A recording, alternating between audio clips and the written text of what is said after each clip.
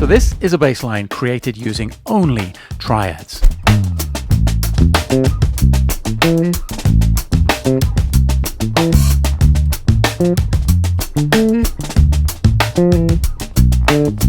And this is a bass line made up more of ideas from scales and from that 1-5 flat 7 1 box that most of us find ourselves comping in the low end.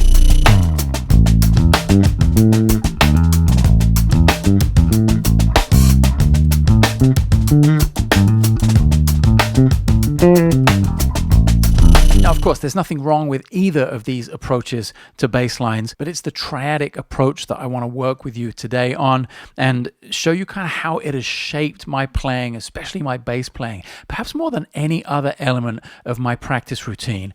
And if you want to dig deeper into any of these ideas, a lot of these shapes, a lot of these triads can be found in Chordal Harmony Volume 1. That's linked below. Now, let's get into the video.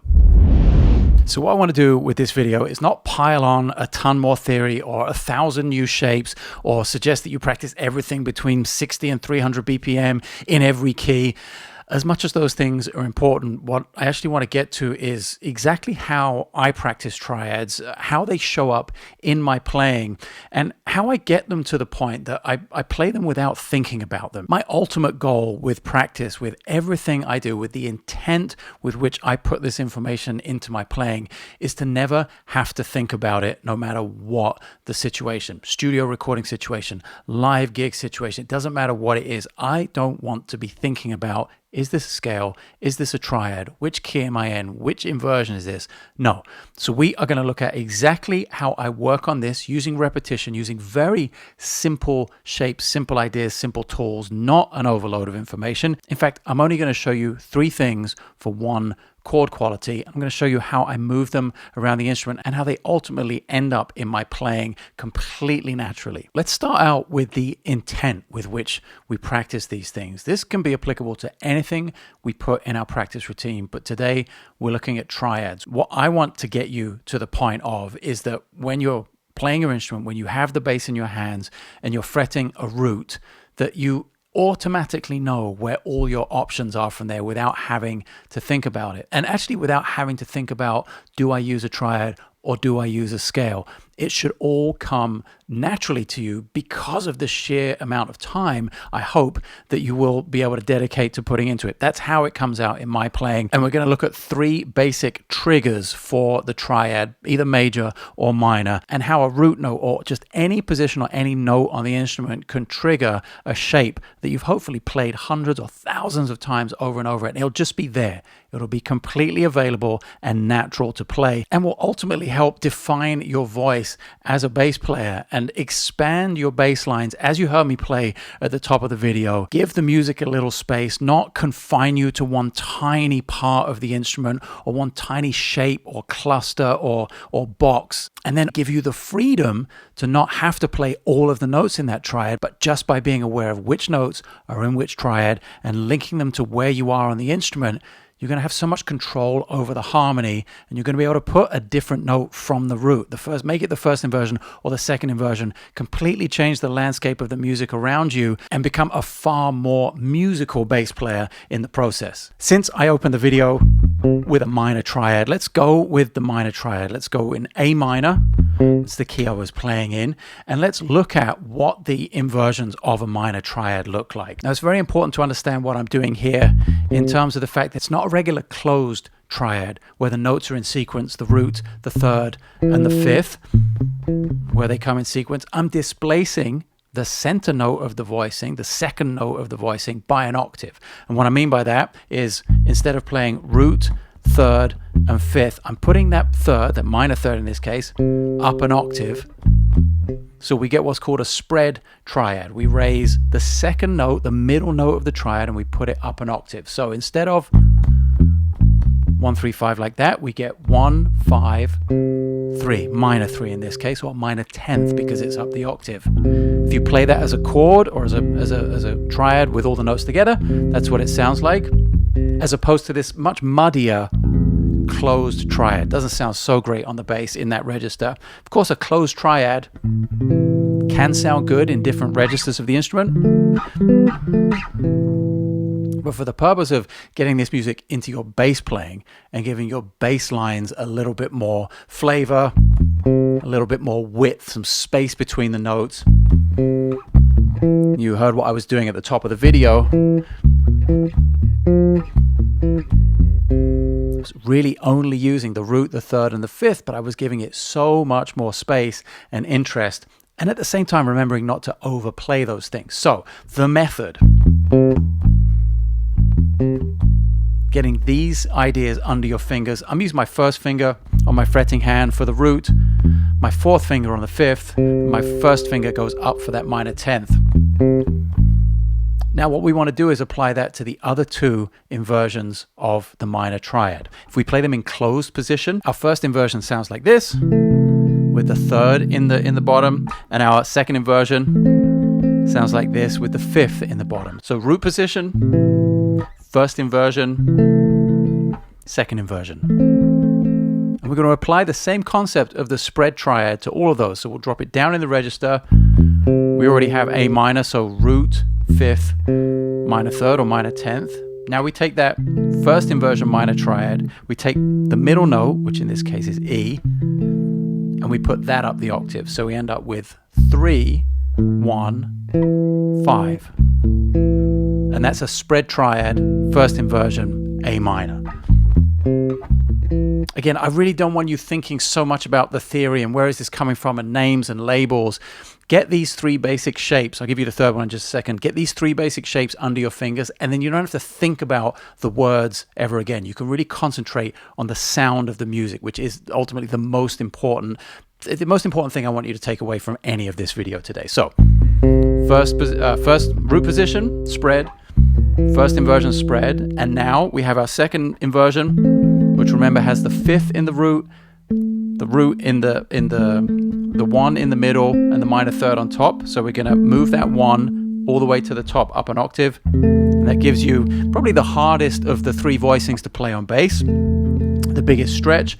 My second finger is on E, my first finger is on C, my fourth finger is on A. So we have these three minor triads in their root position, first inversion, second inversion, first inversion, back to the root. That's all I want you to get under your fingers for now. And exactly what you heard me do just then, moving up and then down in sequence, that is one of the many ways I practice these shapes together as a chord, and then arpeggiated,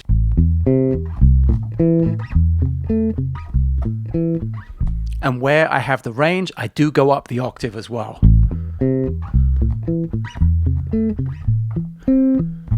And it's just exactly the same thing. I finger it slightly differently because we're in the upper register of the instrument now. I have my third finger on A, first finger on E, fourth finger on the minor third or minor 10th on C. So you can already expand the exercise, the idea, just to get this sound into your fingers, into your playing, and more importantly, into your head, into your ear. Connect those two things together, your ear and the fingers.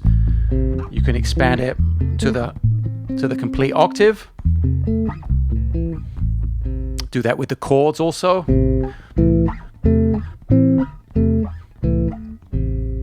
And just do it in one key for now. Just work this into your fingers as much as you can possibly dedicate to it every day. Be consistent over time. You don't have to do all keys just yet. You don't have to think about crazy tempos just yet.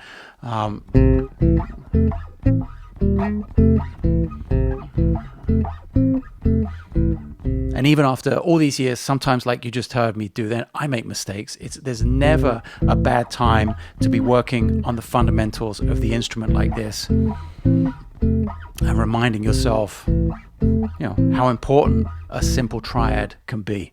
And a quick note on this way of practicing, I've talked many times about it here on the channel before. It's not a term that's unique to me or that I coined or anything, but I call it restrictive practice. I really restrict myself to something quite simple like this. We're talking about one tonality, 3 different inversions, and really just triads. as much as my ear hears a bunch of other ideas and I want to wander off into other places and other tonalities, the restrictive practice element is the thing, at least it has been the thing for me, that really puts this into the muscle memory, into the subconscious. It's what allows it to come out on the gig eventually without ever having to think about it. With anything like this, especially if it's new, if it's harmony centric, the next thing I love to do is to test myself. Okay, I've kind of got it together. At least I think I have. I've got these shapes together in A minor. Can I move to another key center? Can I move to something that's kind of related? Maybe something that will come up in music often. Maybe we're going from a 1 chord to a 4 chord to a 1 chord again. That's something you'll find very often in popular music. Can I do that with exactly the same idea? I'm at the very top of my range when I do that in this key, but that's the idea, just to move it to one other place. And if I can't, that's totally okay. It's great information. It tells me I need to go back to the original idea and just work on it a little longer, a couple more days, maybe a couple more minutes, maybe a couple more hours. Only you know the answer to how much longer you have to work on something before it's really in your playing. And be honest with yourself. As long as you're honest with yourself, you'll always know how long you have to work on it. And can you get it into that next key? Is it in the range of your instrument? All of those questions can come after. So what I would suggest doing next, if you do have it down in the original key, is perhaps putting in a little passing tone, approach note, a little bridge note to get from one place to the other. Because we're in A minor and our destination is now the 4 chord. You can totally go there, just straight away and back. There's nothing wrong with that at all. Sounds great. But if you really want to add that spice, that flavor, the thing that will really connect the two tonalities and really pull the listener with you,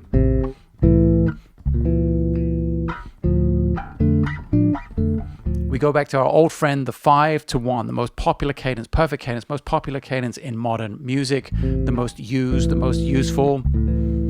And what do? We step away slightly from my mantra of we're only going to do one tonality with 3 shapes. Yes, okay. This is just a little extra bonus flavor, which if you are ready, highly recommend giving it a shot, because as you can hear,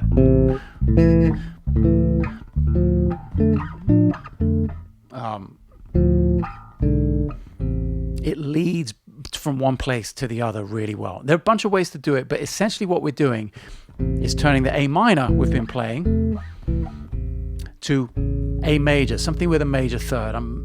We can go diminished, we can go dominant, we can do a bunch of things, but we want to get the introduction of that C sharp, because the C sharp is what's going to lead us to D minor, to our 4 chord. So instead of straight A minor to straight D minor, back and forth, we can go A minor, and then we can just move the C natural to a C sharp. So now we have more of a 5 chord, A as the dominant of D minor, to get this 5-1 sound. And we do our 3 different positions of D minor, and then straight back to A minor. At the risk of overloading you, I will give you the bridge to go back to the 1 chord, and it's exactly the same concept. We want to find the 5 of our 1. If we're in A minor, our 5 is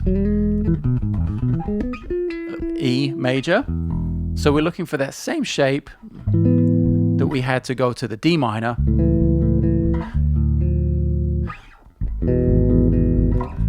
to get back to A minor. Don't worry about that. Don't stress if that isn't immediately apparent to you. Come back to this section of the video once you've worked on the other pieces and got the foundation together. I just wanted to make sure I gave you the full picture, so eventually you can come back and play a complete 1 minor and then 5 going to a 1 minor, which is the 4 chord, D minor, and then finding E to get back to A minor again. So you get more of a complete chord sequence, a more cohesive harmonic structure. So we started out kind of in the abstract without any tempo, just looking at our inversions, making sure we got the right notes, the right fingerings, the right positions, the right linking elements between the key centers. It is important to do this in real time. Music happens in real time, and the more time you can spend doing that, the better. Whether you have a looper, which you just you play in some groove of your own via the bass. I have a drum loop here on my computer, for instance, that I'm going to use to explain this. But the most important thing is that you do work on this in time. Don't try and go racing away at a crazy tempo. We're here at 94 BPM. And basically, this is totally unrehearsed, by the way. I'm just going to go in and try and recall all of the things I've just talked about. Our A minor, our D minor. Maybe just those two at first, and see what I'll do with them in real time, and see if I can find any holes in my playing, see if I need to go back to the abstract way of practicing and kind of putting each part under the microscope. Maybe there are some holes in it, hopefully not, but if there are, there's no shame in turning the drum loop off, going back to working a little longer on the foundation.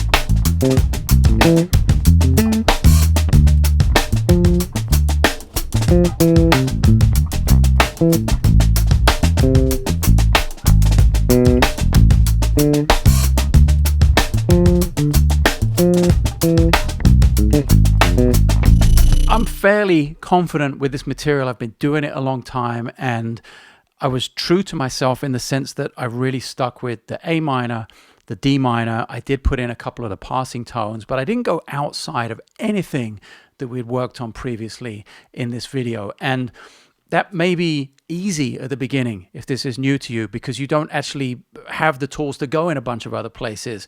I will say that if you're a more advanced player, it may actually be more of a challenge to stick with the two or three elements of the routine when you do have so many other places to go.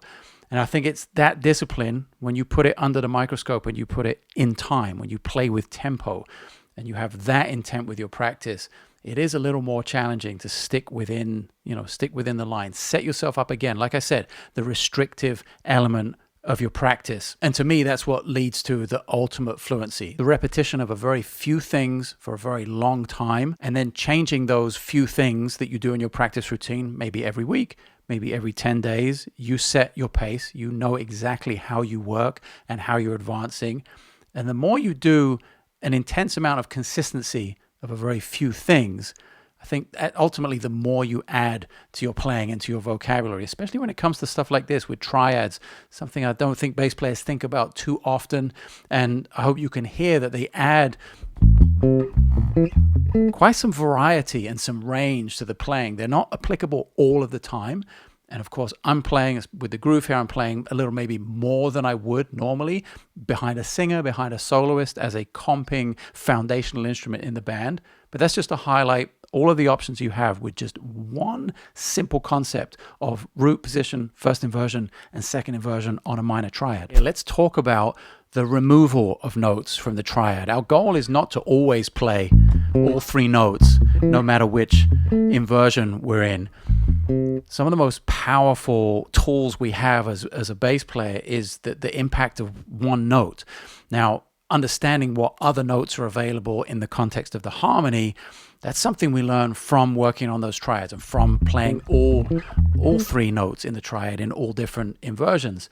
But then when we make that choice to play just one of those notes, but still have the sound of the triad, we can move the harmony, we can affect what's going on around us, we can be so much more musical and kind of push the boundaries of what the role of a bass player is. Now, if I give you some harmonic context, this is sort of loosely in the world of A minor, for instance, and lo and behold, our A minor spread triad in the root position works perfectly. But we've got 3 notes to play with there. We've got A, C, and E. So if we slip into, real comping bass player mode, let's put our groove back in. A works fantastic, right?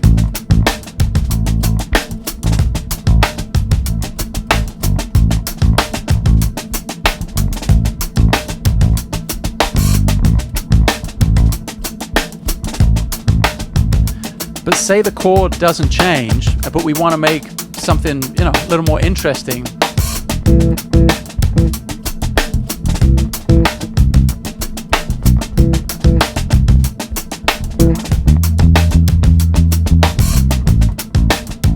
We can use those other 3 notes of the triad.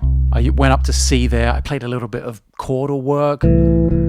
Even though the sound to me was still in A minor, was kind of challenging that by playing C in the root and the other 2 notes of our triad. I was undecided when I got to the 5th, wasn't quite sure what I wanted to do with it there, but that's fine. That's why we do this. That's why we experiment, especially with a nice static piece of harmony like that. I could play chords. Maybe I'd add a touch of reverb to make it sing out a bit. Very underrated element of bass. If you're in the position to have a little creative freedom, perhaps it's not a straight up the middle covers band or something, maybe it's something a little more creative, you get to improvise a little bit. Just adding that reverb gives it a tiny bit of space, makes playing less far more impactful. But even without the reverb, just choosing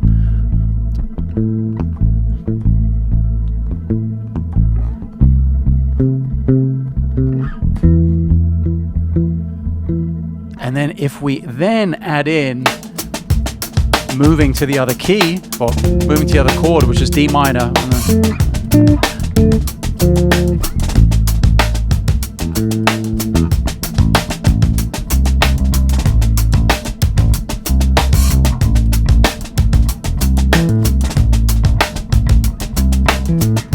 In fact, didn't even need to get to the D minor because I started to think about, oh, you know what?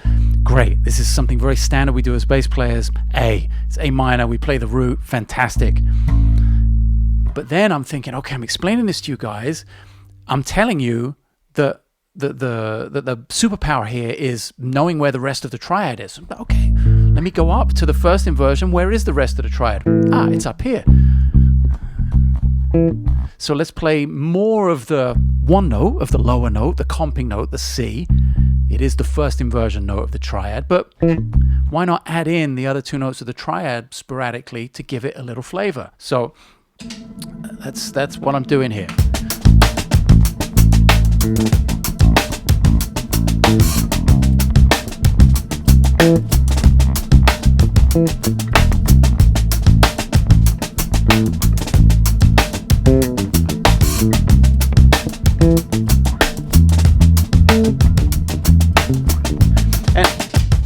It's subtle. It doesn't have to be, it doesn't have to be these huge chords and stuck out and playing all the notes. That's, I guess, where I'm going here is the awareness of the triad, no matter where you are in the chord, and the natural feel for that, the shapes that your hands go to, having practiced these exercises over and over again, having run these shapes up and down the neck of the instrument. When you start to put it into the context of music and your fingers start to go there, I think we need to employ even more restrictive practice in that sense. Take more notes out, use them really sparingly, and maybe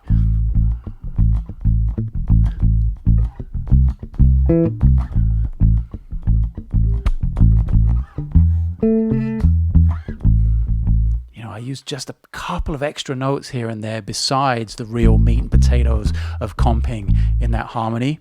And what do you know? It added a little bit of flavor, probably won't get me fired, and hopefully it'll inspire the other people around you. Essentially, our only job on the bandstand is, telling the story of the music, serving the song, and inspiring those people around you to play better. So to finish up, let's just recap. Don't try and get too crazy into this right away. Don't practice in 1,000 different keys and tempos and different grooves and all that kind of stuff. Learning this stuff isn't to show off. It isn't about technical prowess. It's about building that foundation. The essential building blocks of almost all Western music sort of revolve around triads and chord tones.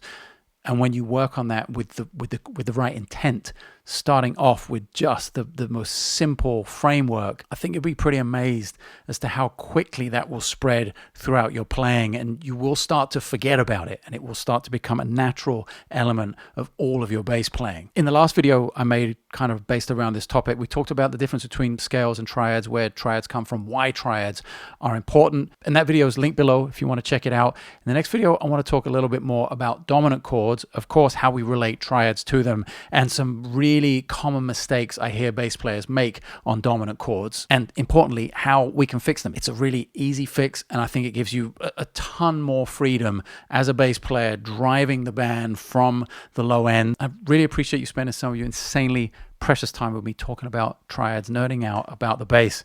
See you on the next one.